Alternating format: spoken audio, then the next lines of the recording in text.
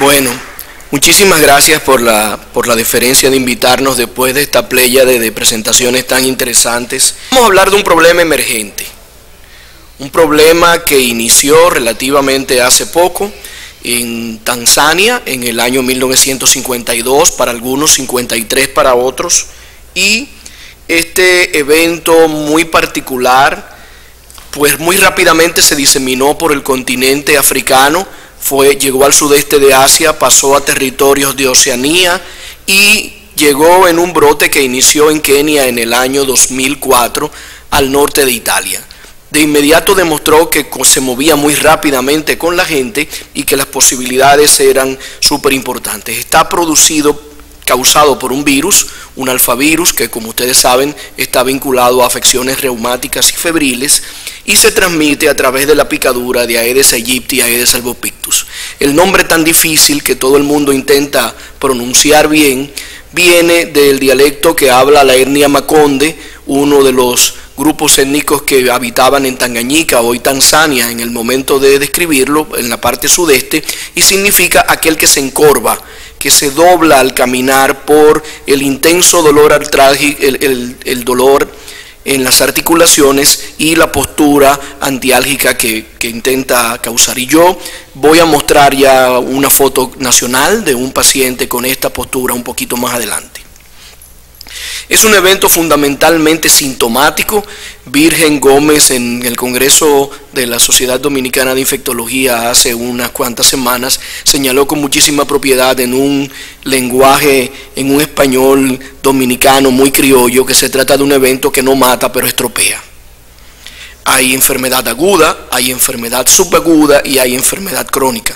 No existe una vacuna comercialmente disponible, tampoco hay un tratamiento. Ojalá existiera al menos una monopíldora, no sé si una polipíldora, pero no hay un antiviral que pueda conseguirse en la farmacia. Y este es el cuadro sintomático, con esos dos primeros fundamentales, fiebre y artralgia. Pueden presentarse otro gama espectro. Por favor, fíjense un poquito aquí porque lo voy a comparar con los casos, con los síntomas de los primeros casos. Hay manifestaciones atípicas que son raras y que pueden afectar de manera importante el sistema neurológico. El oftalmólogo también tiene posibilidades de trabajar con estos casos. Hay eventos cardiovasculares, dermatológicos, de la esfera renal, discrasias sanguíneas, en fin, hay casos atípicos que podrían representan en ocasiones en el brote de la isla Reunión, por ejemplo, alcanzó a tener 0.3% de todos los casos.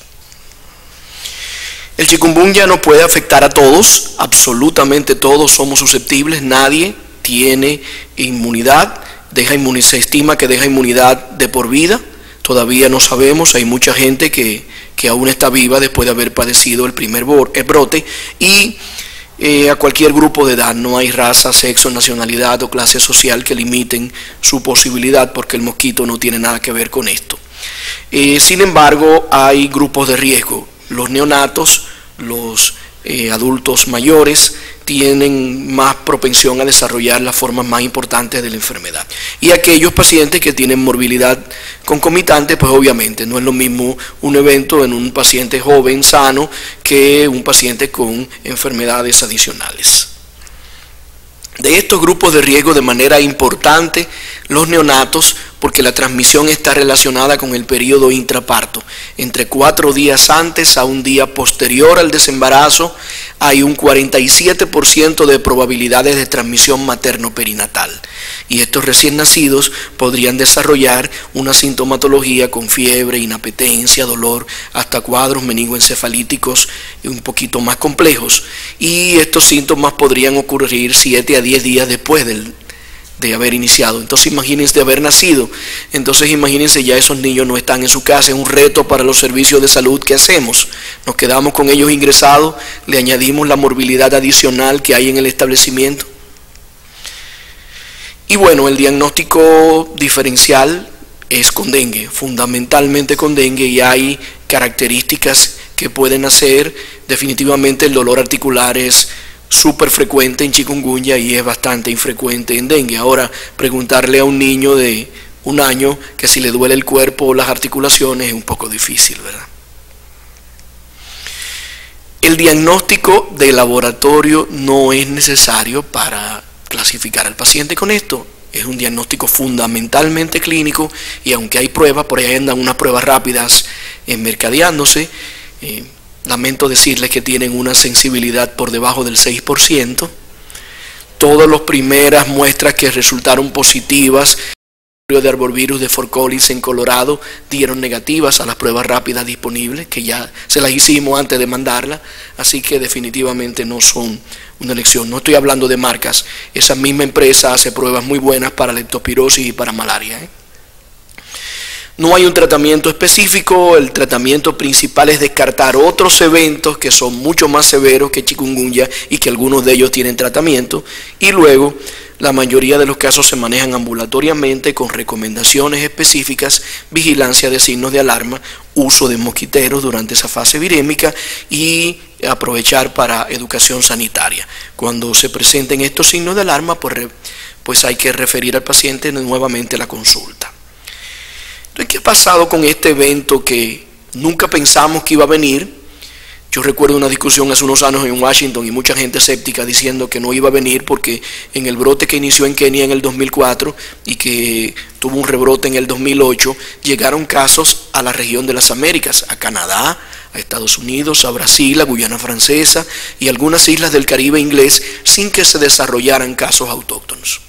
Pero el 9 de diciembre del 2013, la Organización Panamericana de la Salud publica por vez primera la ocurrencia de casos de transmisión autóctona en la isla de San Martín. A partir de ahí, 15, no estaba contabilizado Haití en ese momento, 15 países y territorios de la región de las Américas han presentado casos. Un poco más de 30.000 casos, solo un 13.10% de los casos confirmados, lo que corrobora el hecho de que no se necesita tener un diagnóstico de confirmación, y una letalidad extremadamente baja, solo 0.02%, son 6 fallecidos, se trata de individuos adultos mayores con enfermedades concomitantes todos.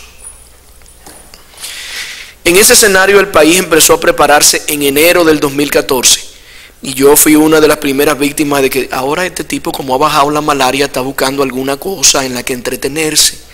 Y entonces ha venido a fuñirnos con esto que no va a llegar. Nosotros los dominicanos somos muy expertos en el escepticismo y no va a llegar eso es un invento. Y pasó como con el lobo, que viene y que finalmente vino y no estábamos del todo preparados.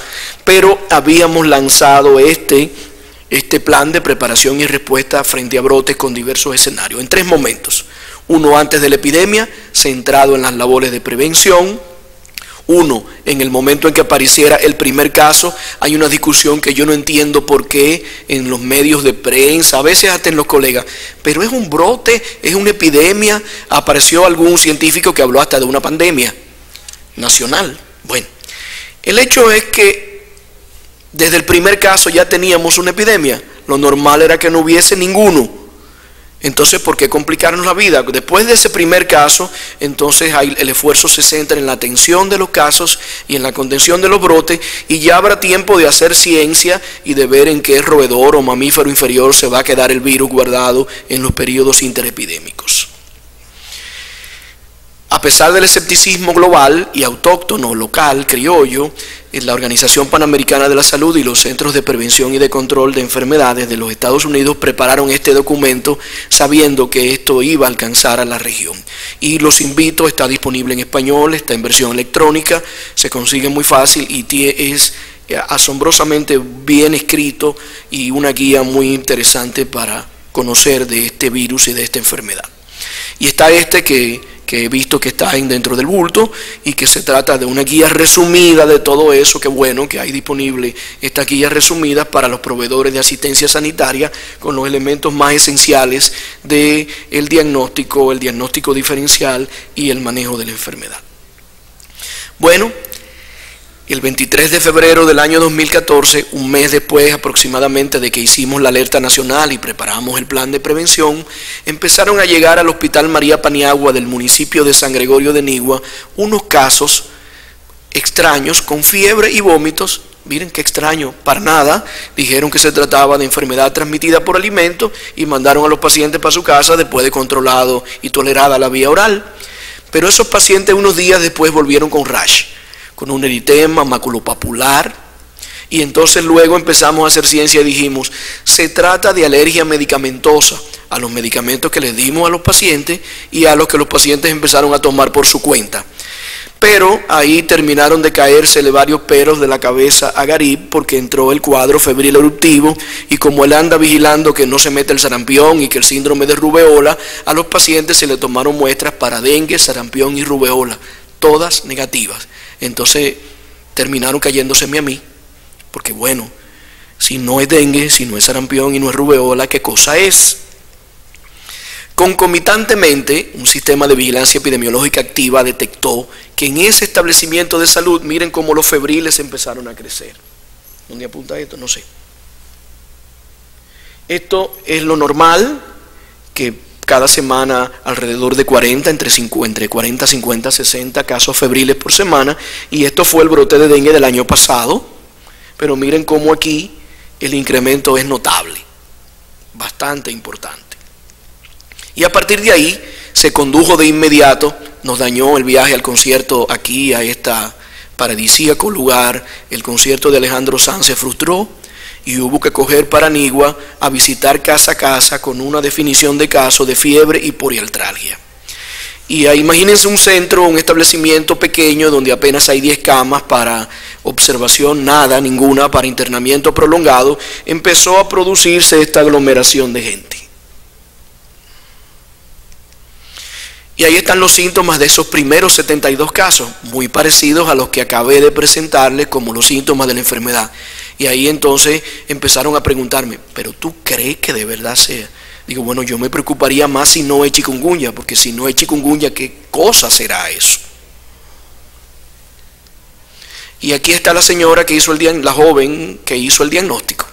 Miren cómo esta imagen gráfica del candidata a un Pulitzer del gran fotógrafo dominicano que es epidemiólogo de OPS, el doctor José Moya, hizo esta foto. La paciente se está doblando para caminar por el intenso dolor articular que tiene.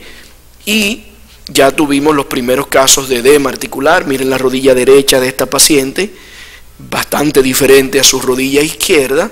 Y la señora que está ahí atrás es mucho más, ya no se está secando el sudor, ella se está rascando por el eritema maculopapular pruriginoso que acompaña a la enfermedad. Y mírenlo aquí ya francamente, el eritema. Una enfermedad que afecta independientemente del grupo de edad o del sexo, como habíamos dicho, cosa que no pasa con dengue, que es una enfermedad de los primeros grupos quinquenales, y ese fue el escenario donde creció. La encuesta entomológica del 2013 señaló que en San Gregorio de Nigua había un problema fundamental en los tanques. Un índice de Bretox elevadísimo y ahora complicado con esta sequía, a pesar de que algunos aguaceros de mayo han empezado a fluir.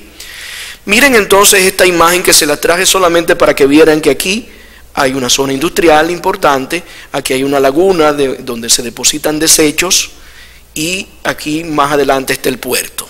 Y lo pongo, bueno, las labores de control de vectores que se desarrollaron ese mismo fin de semana intentando diezmar la población de mosquitos adultos, y cuando tocó la segunda nos dimos cuenta de que los tanques seguían llenos de gusarapos.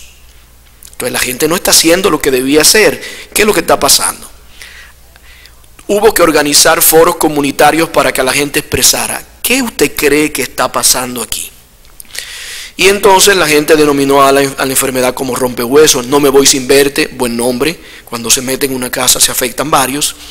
Pero se dañó la cosa porque esa situación ancestral de contaminación ambiental, de toda una serie de cosas, empezaron la gente a decir, eso no es nada de mosquito, eso es un gas que tiraron para matarnos. Y desde el químico de la fábrica, la presencia de plomo, el hecho de que la trajeron los haitianos, la semana pasada fue que llegó a Haití, probablemente fuimos nosotros los que la llevamos para allá, o llegó directamente de las islas, quién sabe. La ceniza de la planta de carbón donde se deposita ese depósito que le enseñé, que es como una especie de microinfierno con fuego, azufre y una serie de cosas. Y es más, hubo una señora que me dijo, doctor, yo estoy segura, de que eso es un mosquito mutante que se inventaron los chinos, los japoneses y los haitianos. Imagínense una fusión científica para crear un super mosquito para la señora del tamaño de un gato, qué sé yo. Miren qué razonamiento, parecería un disparate, pero miren qué razonamiento más lógico el de esta señora también, que dice: no puede ser transmitida por mosquitos. Desde que yo nací estoy viendo mosquitos. Lo que yo no había visto era nunca nadie con fiebre y con las coyunturas hinchadas. Claro, el mosquito estaba desde que llegaron los negros africanos. Llegó de África. Ahora lo que no estaba era la enfermedad. Entonces, toda una serie de percepciones en ese ambiente. Descubrimos que Nigua seguía con un problema de agua. El agua llega cada 3 días, cada 15, cada 2. Se compran en tanques. Un tanque vale entre 60 y 200 pesos, dependiendo del momento de la escasez.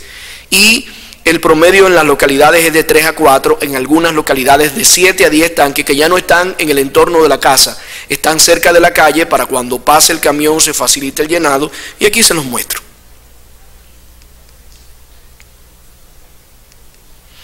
Entonces decidimos que teníamos que fumigar nuevamente, pero ahora contra la indiferencia, contra la falta de conocimiento. Afortunadamente eso es sin insecticida.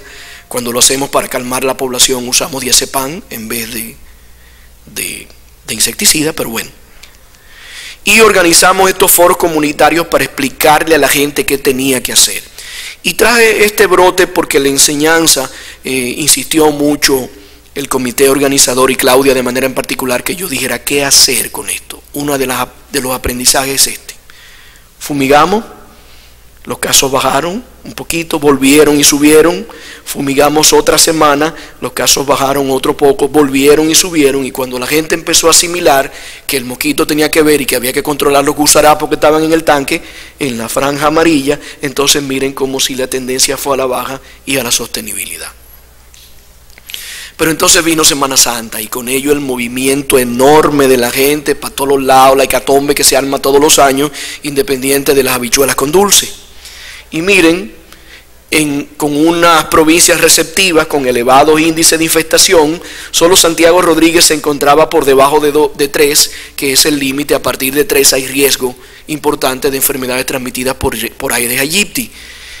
Las que están en blanco no fue que estaban libres de esas provincias, es que no hicieron la encuesta en el tiempo o la encuesta no fue de buena calidad.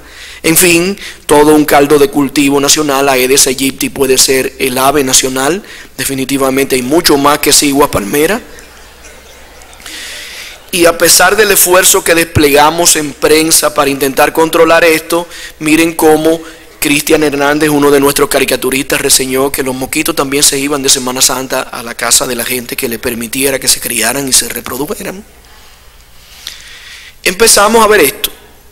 Desde la mayor cantidad de los casos en San Cristóbal, empezaron a producirse casos primero importados y luego de transmisión autóctona en otras provincias, siempre de primera intención relacionados con Nigua, con Jaina o con San Cristóbal propiamente dicho.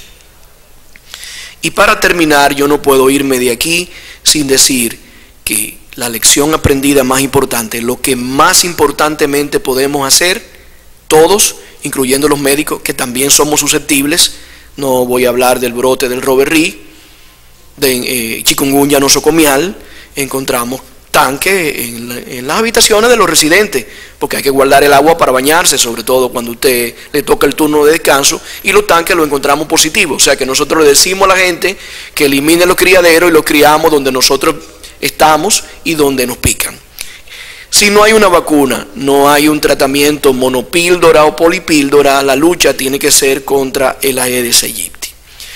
2 criaderos fundamentales. El primero constituido por los tanques donde almacenamos el agua. Una vez usábamos, no le guardes agua al dengue. En cada charquito, cualquier charquito nace un mosquito. Y la gente decía, yo no guardo agua al dengue. Yo guardo agua para bañarme. Yo guardo agua para lavar la ropa. Yo guardo agua para limpiar la casa. Entonces hay que utilizar, cuando el abastecimiento es precario o es irregular, hay que guardarla. Entonces en esta franja húmeda, aquí, justo por encima del nivel del agua, la hembra deposita sus huevos. Un tanque colonizado produce entre 80 y 120 mosquitos adultos cada día. La mitad son hembras y van a salir a picar. La estrategia fundamental de prevención es untar cloro, untarlo. Todavía la gente sigue entendiendo que es echarle cloro al agua. El cloro no mata a los gusarapos, mata los huevos. Hay que untarlo en esa parte donde están los huevos puestos para que después de 15 minutos de actuar el cloro los deshidrate y los mate. Si luego tapamos el tanque con cualquier cosa, un saco con 4 piedras y una funda plástica funcionan perfectamente, creamos una barrera mecánica para evitar que la hembra vuelva a depositar sus huevos en el tanque. Pero el segundo grupo está constituido por cacharros, tiestos, cachivaches, corotos, enseres, como usted quiera llamarle, que nosotros somos expertos en guardar en patios, callejones, jardines, encima de la casa, el solar baldío del frente. Y esto no lo montamos, esto es un patio real, con todo eso que ustedes se imaginan ahí, y toda una gama. La gaveta de la nevera que ya no sirve, tirada ahí. La lata de la pintura con la que pintamos en diciembre está tirada en el patio o en el callejón. Y todo lo que nosotros somos expertos en cortar para hacer un envase, para lavarnos las manos, para sacar el agua, para lavar unos tornillos, qué sé yo. Y el casco del motorista que chocó está tirado ahí y se convierte en un criadero. Las botellas, las gomas, criadero difícil porque es muy difícil sacar el agua a una goma, reto a que lo intenten. Hay que meterle un paño, exprimirlo y escurrirlo y volver a hacerlo, si no, no sale por más vuelta que uno le dé. Una goma es un pequeño problema en comparación con un tanque, ¿verdad? Pero un grupito de gomas en el patio es un problema mayor. Y esto, Villa González, Santiago, es un problema muy serio. Los platos de los tarros, los bebederos de los animales, la silla, todo lo que tiramos que puede coger agua, puede almacenar agua cuando llueve, se convierte en un criadero potencial de este mosquito vector. Elementos tan pequeñitos como una jícara de coco o un cascarón de huevos, miren cómo se ven las larvas, los gusarapos ahí. Este sistema antirrobo local, criollo, vernáculo, que tenemos en el patio para que no se nos tiren por ahí. Cuando los vidrios son como este, no almacenan agua, pero cuando son como este, guardan agua y miren los gusarapos ahí. No importa la posición social. Si usted tiene para comprarle a su hijo un juguete Fisher Price como este, valga el anuncio para Andy, voy a tener que cobrarle. Y usted lo tiene en el patio tirado, miren el agua ahí atrás, y entonces se puede enfermar el mismo niño que está utilizando el juguete. Las bromelias, cuando llueve o cuando las regamos, se convierten en un criadero. Ojo, yo no estoy diciendo bajo ninguna circunstancia que las arranquen.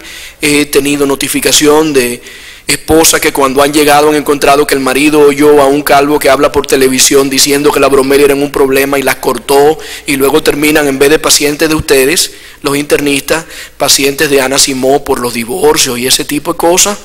No, por favor.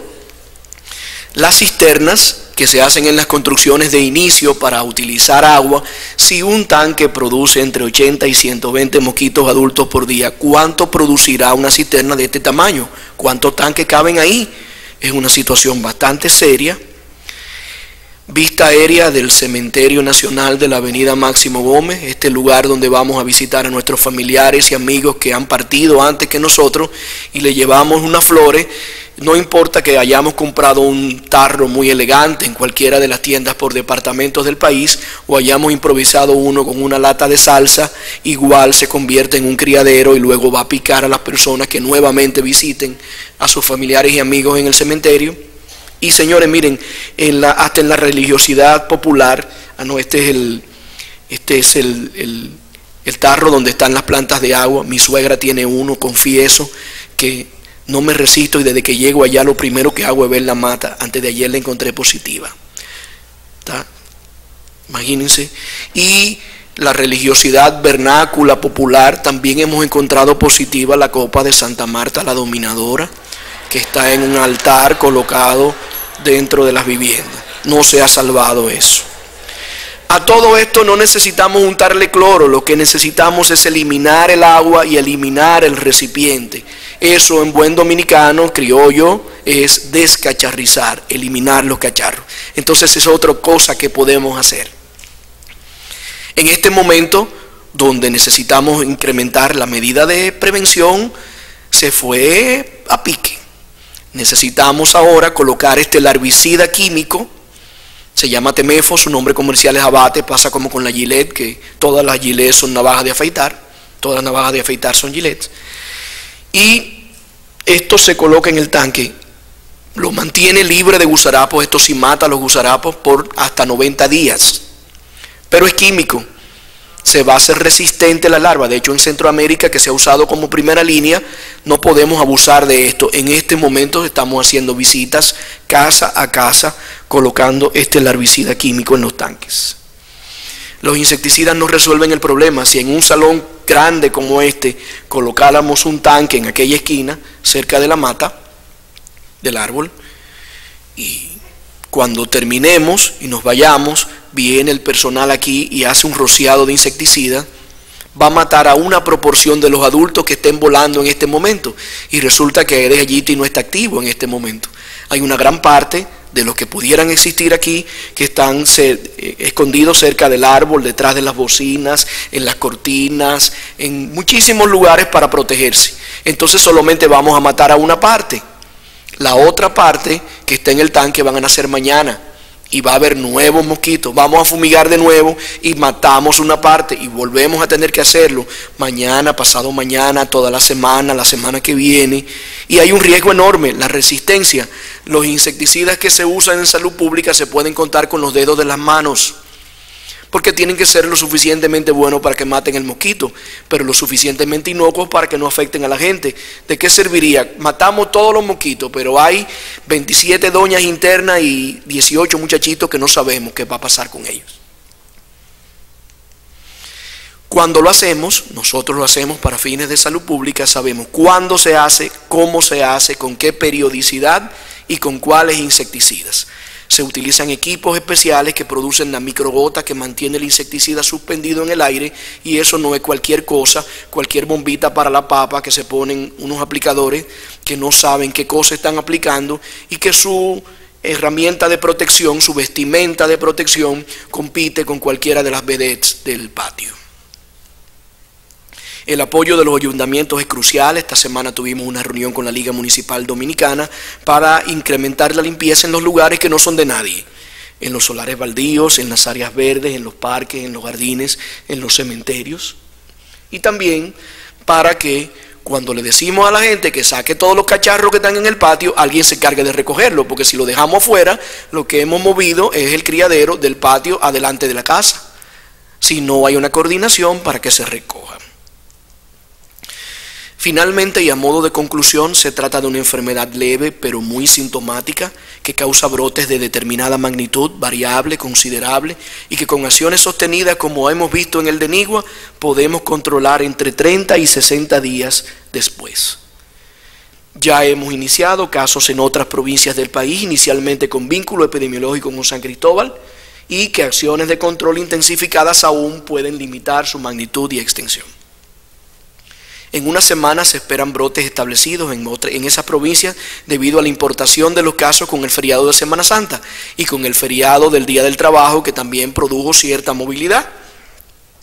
Estamos iniciando la temporada de dengue, que se espera que este año va a ser bastante bajo, porque el año pasado fue bastante alto, de hecho el más alto en toda la historia del dengue en el país, pero siempre tendremos, y puede haber transmisión simultánea de dengue y coinfección con dengue y chikungunya. Ayer me dijo alguien, eso es como pelear con dos boxeadores al mismo tiempo, uno zurdo y uno derecho. Imagínense. La comunicación de riesgo sobre la atención a la enfermedad en este momento es clave para disminuir el impacto socioeconómico. Hay ausentismo laboral y hay ausentismo escolar y hay ausentismo en los servicios. Imagínense donde hay 10 médicos y hay 5 enfermos. En este momento las acciones priorizadas fundamentales son 3. Fortalecer los planes de emergencia de los servicios de salud, incluyendo el control vectorial en el servicio, en el centro, en el establecimiento. Vayan a los hospitales y clínicas donde trabajan y chequeen si definitivamente tienen criaderos o no, porque si no, los pacientes están ahí, los mosquitos en el patio, la mutual está ahí. Un reto, prepararnos. Pregúntense ustedes mismos si en los establecimientos donde ustedes trabajan se han preparado. Lo estamos diciendo desde enero. Venía el lobo llegó, le dijimos. Acaba de llegar, todavía les queda tiempo para prepararse. Si no se han preparado aún, hay que prepararse. El incremento de las capacidades de control vectorial en el nivel central y desconcentrado es importante. una gran cantidad de voluntarios, Fuerzas Armadas, Cruz Roja, Defensa Civil, personal comunitario, organizaciones no gubernamentales, se está organizando para hacer visitas casa a casa. Pero ¿cómo es que la educación sanitaria no llega y a la gente hay que ir a limpiarle el patio y recogerle los cacharros y enseñarlo cómo lo de cloro untado, tanque tapado, lo estamos diciendo desde cuando yo tenía cabellos? Y la puesta en marcha de una estrategia de comunicación de riesgo que se está preparando y que en unos días va a estar nueva, basada en el periodo epidémico, con énfasis en la atención de los casos, también es una actividad importante.